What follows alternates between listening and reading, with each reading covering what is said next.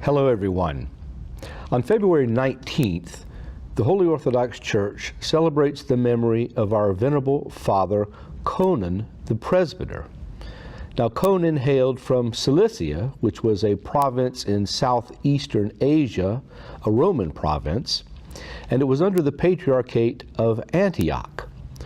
Conon, from an early age, desired the monastic life and finally joined the monastery, and after a number of years was ordained a presbyter.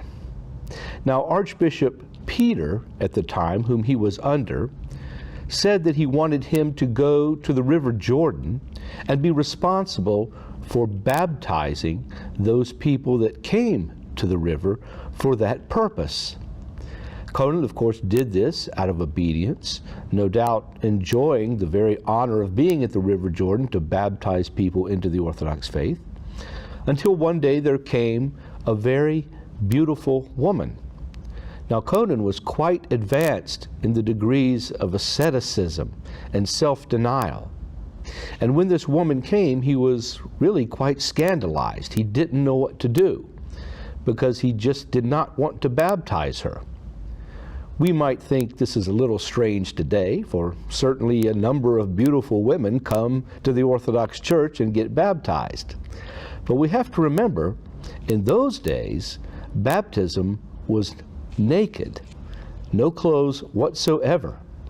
And Conon found this very, very difficult. And he wanted to escape the place and get out. But miraculously, St. John the Forerunner, the Holy Baptist, appeared to him and said, "Conon, be patient, for I will lighten your load as time goes on."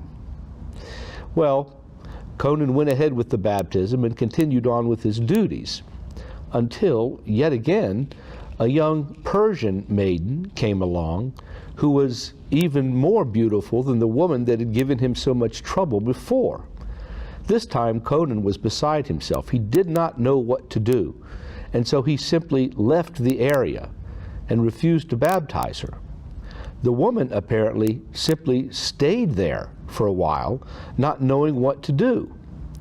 Well, report of this got back to Archbishop Peter, who was really a little surprised that this man was having so much trouble with these baptisms. This was, after all, a common thing back then. But Conon simply could not go on. He was very upset about this, and he refused to go back. And so he left the cenobium, whereupon he was met again by St. John the Baptist, who said, essentially, you've got to just relax here. Don't worry about this. Go ahead with it. I will put an end to your troubles. Conon, however, was a little bit irritated with this and got into an argument with the Holy Forerunner. This also may seem strange to us today, but keep in mind these are two saints talking to one another.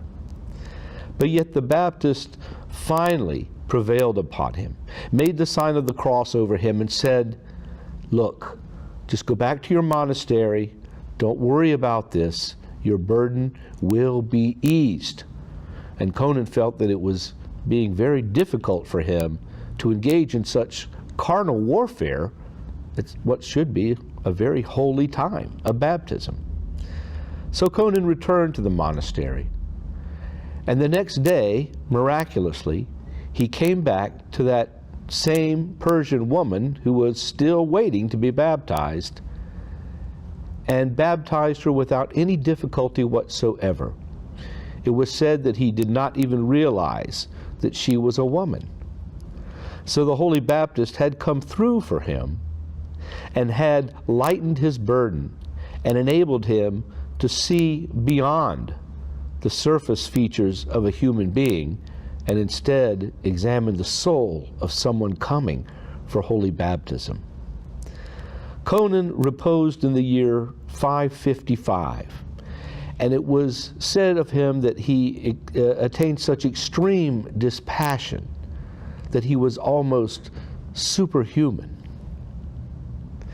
There is a lesson here for us too. We often see only what is on the surface and not what is underneath, what is the interior abilities of a soul coming to God, the beautiful image of God in all of us.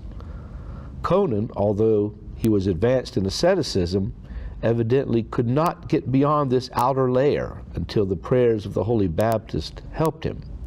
We too should strive to see always what is inside someone and not just what we view on the outside. Bye-bye.